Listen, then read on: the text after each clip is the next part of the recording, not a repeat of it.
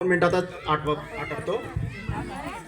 अखिल विश्वाला शांतीचा संदेश देणारे महाकारुणिक तथागत भगवान गौतम बुद्ध, रयतेचे राजे, 18 पगड जातींना सोबत घेऊन त्यांनी स्वराज्य निर्माण केलं. असे स्वराज्य रक्षक छत्रपती शिवाजी महाराज, अण्णाभाऊ साठे, क्रांतिज्योती सावित्रीबाई फुले, महात्मा फुले, त्यांची सहकारी फातिमा शेख,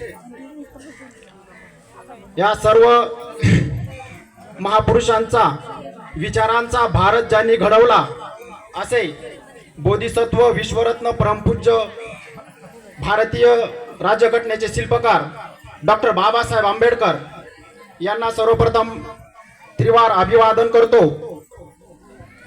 आणि माझ्या वाणीला सुरुवात करतो.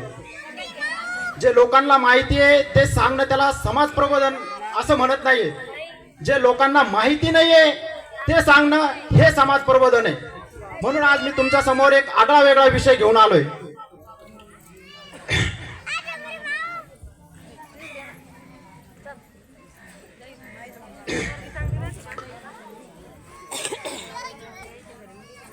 अफजल खान ज्यावेळेस छत्रपती संभाजी महाराजाचा खून करतो आणि तो खून करून तेवढ्यावर थांबत नाही, तर त्या खून केल्याच्या नंतर त्या संभाजी महाराजाच्या शरीराचे तुकडे तुकडे करून इंद्रायणी नदीच्या पात्रात असे अस्ताव्यस्त फेकून देतो.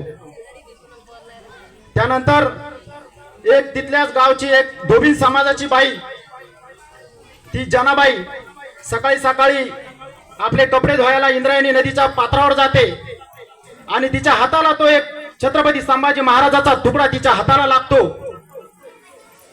ती गावात येते आणि गावात आरडाओरडा करते की आपली इंद्रायणी नदी कोणीतरी बाटवली. ती आरडाओरडा करते, पुऱ्या गावात सांगते की इंद्रायणी नदी कोणीतरी बाटवली. एका सावकाराच्या घरापुढे जाते आणि ती सांगते असं असं झालंय.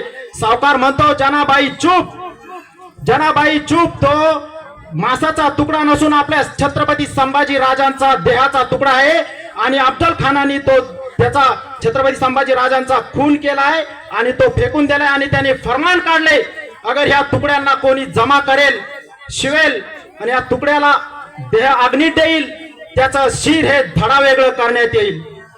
जनाबाई हे ऐकून एवढ्यावर थांबत नाही, ती महारवाड्यात जाते. तिथंही सांगते की असं असं झालंय, आपल्या संभाजी राजाचा खून केलाय आणि त्याचे तुकडे असे इंद्रायणी नदीमध्ये फेकून देते. ज्या वेळेस ती गणपत महार ह्या आपल्या महार समाजाच्या माणसाला ही घडलेली सगळी हकीकत ती जनाबाई सांगते. गणपत महार सगळं तिचं ऐकतो. गणपत महार जातो आणि ते इंद्रायणीच्या नदीतले सगळे छत्रपती संभाजी महाराजाचे तुकडे आणतो, त्याला शिवतो, त्याला छत्रपती संभाजी महाराजांचा असा आकार देतो. आकार देऊन थांबत नाही, तर वैदिक धर्मानुसार त्या शरीराची दहन करावं लागतं. म्हणून छत्रपती संभाजी राजाचं त्या ठिकाणी कोणी नसताना त्या पवित्र अशा देहाला, छत्रपती संभाजी राजाच्या देहाला आपल्या महारवाड्याच्या जो गणपत महार आहे यांनी देह अग्नी दिली आहे, यांनी देह अग्नी दिली आणि तो आज रोजी जो महारवाड्यामध्ये आपल्या वडुबुद्रुकच्या गावामध्ये महारवाडामध्ये छत्रपती संभाजी राजांची समाधी आहे. हे आपल्या पूर्वजांचा इतिहास आहे. हा इतिहास सर कोणाला माहिती नाहीये, भरपूर जणांना माहिती असेल, पण तरी आगळा वेगळा विषय सांगितला. दुसरी गोष्ट, उंच भरारी घ्यावं किती, उंच भरारी घ्यावं किती, तर मी म्हणेन डॉक्टर बाबासाहेब आंबेडकरांची इतकी उंच भरारी घ्यावं.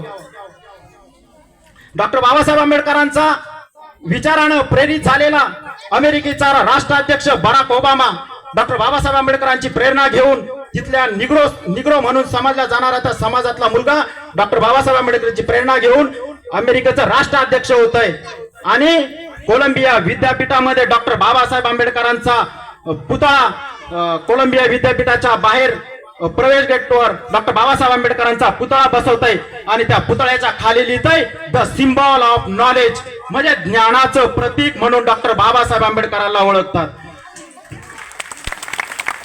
दुसरी गोष्ट सर, गाजविली अमेरिकेचे कोलंबिया, जिजुनी सारी मोहमाया, गाजवली अमेरिकेची कोलंबिया, झिजूनी सारी मोहमाया, जग बदलण्या घेतले शिक्षण, झिजवली समाजासाठी काया. जग बदलण्या घेतले शिक्षण, समाजासाठी झिजवली काया. उपकार कसे फेडू तुझे, सांग भीमराया, सांग भीमराया. आपल्या समाजाला रुपयाची ही किंमत नव्हती. आपल्या समाजाला रुपयाची ही किंमत नव्हती. त्या समाजातला एक अस्पृश्य समाजला जाणारा आपला डॉक्टर बाबासाहेब आंबेडकर शिकले, मोठे झाले, सवरले आणि त्यांनी द प्रॉब्लेम ऑफ रुपी हा ग्रंथ प्रबंध लिहिला आणि त्या प्रबंधाच्या आधारे भारतीय स्टेट गव्हर्नमेंट जी एसबी आहे तिची स्थापना झाली. बघा, ज्या समाजाला अरे दुकानामध्ये जरी गेलं कपडे घ्यायला तर दुकानदार लांबून आपल्याला असे कपडे दाखवायचा आणि म्हणायचा हे कोणता आहे, काय पसंत पडला. तर त्यावेळेस आपले बाहेरच राहायचे लोक, त्यावेळेस तिथून पैसे फेकायचं आणि हा तो नवा कपडा तसा नवा म्हणून फेकत नव्हता, तर एखाद्या क्षणामध्ये किंवा मातीमध्ये असा गुंडाळून असा फेकून द्यायचा. अशा माझ्या माय मावल्याला सगळं माहिती आहे. बघा, आपल्या समाजावर खूप अन्याय अत्याचार झालाय. सर नगदीच घटना आहे परभणीची. त्या माझ्या सूर्यवंशी भाऊला इतकं बेदम मारलं, इतकं बेदम मारलं, इतकं टॉर्चर करून मारलंय, अक्षरशः त्याचा मृत्यू घेतला या जातीवादी प्रशासनाने. म्हणून अण्णाभाऊ साठे त्यांच्या ग्रंथामधून, या साहित्याच्या ग्रंथामधून त्यांनी एक कविता म्हणलेली आहे की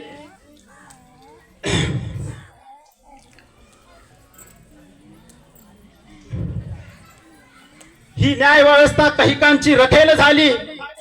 ही न्याय व्यवस्था कैकांची रखेल झाली. ही संसद देखील हिजड्यांची हवेली झाली.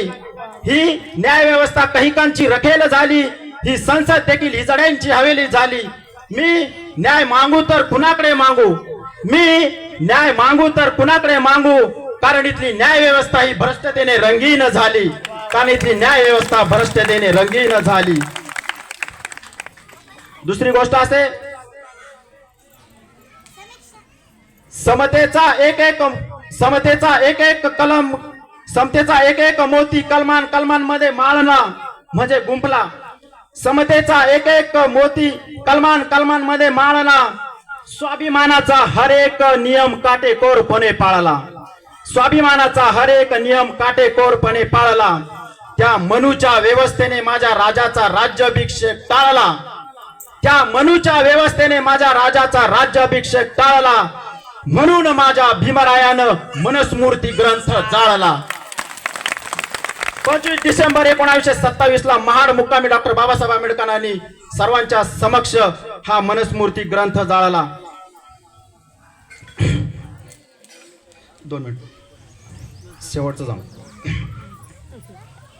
बाबासाहेब हे वर्गाच्या बाहेर बसून शिकले, पण बाबासाहेबांचं सर्व लक्ष हे वर्गात असायचं. एक वेळेस इंग्रज अधिकारी ती शाळा तपासायला आला आणि त्यानं सर्व वर्गामध्ये असणाऱ्या मुलांना प्रश्न विचारायला सुरुवात केली, पण वर्गाच्या आतमध्ये असलेल्या कोणत्याच विद्यार्थ्याला त्या प्रश्नाचं उत्तर आलं नाही. जो वर्गाच्या बाहेर विद्यार्थी बसलेला होता डॉक्टर बाबासाहेब आंबेडकर 5 वर्षाचा, त्यावेळेस 5 वर्षाचे डॉक्टर बाबासाहेब आंबेडकर होते. त्यावेळेस प्रत्येक प्रश्नाला डॉक्टर बाबासाहेब आंबेडकरांचा वर हात असायचा. त्या गोऱ्या लोकांच्या समोर गोऱ्या लोकांनी म्हटलं, शाळा तपासायला आले तर म्हणे, सर तुमची शाळाची इज्जत जर राखली असेल तर त्या वर्गाच्या बाहेर बसणाऱ्या मुलांनी शाळेची इज्जत राखली. ते गोरे लोक डॉक्टर बाबासाहेब आंबेडकर जवळ जातात आणि विचारतात की बाळ तुझं नाव काय. त्यावेळेस 5 वर्षाचा भिवा म्हणतो, माझं नाव भीमराव. भीमराव म्हणायचे त्यावेळेस डॉक्टर बाबासाहेब आंबेडकरांना. एक प्रश्न तो गोरा जाता जाता बाबासाहेबांना विचारतो की सांग भिवा, पृथ्वीवरचा सर्वात लांबचा ग्रंथ कोणता. त्यावेळेस डॉक्टर बाबासाहेब आंबेडकर म्हणतात, पृथ्वीचा लांब ग्रंथ कोणता तो मला माहिती नाही साहेब, पण वर्गातला जो माठ आहे तो माझ्यासाठी सर्वात लांबचा ग्रंथ आहे, सर्वात लांबचा ग्रंथ आहे. कारण आपल्याला पाणी प्यायची सुद्धा मुभा नव्हती. निसर्ग निर्मित पाणी प्यायची सुद्धा मुभा नव्हती. अरे आपल्याला चालायला मुभा नव्हती, शिक्षणाची मुभा नव्हती. सर्व हे दिलं ते डॉक्टर बाबासाहेब आंबेडकरांनी संविधान रूपी आपल्याला दिलंय. बस जाता जाता फक्त एक सर्वात मोठी जय तुम्ही म्हणायचं, मी एवढंच म्हणेन आणि त्याच्यानंतर तुम्ही जय म्हणत माझं भाषण संपवतो. क्रांती सूर्य, प्राज्ञा सूर्य, महामानव, विश्वरत्न, भारतरत्न दलितांचे कैवारी, द सिम्बॉल ऑफ नॉलेज, बोधिसत्व, विश्वरत्न डॉक्टर बाबासाहेब आंबेडकरांचा जय भीम.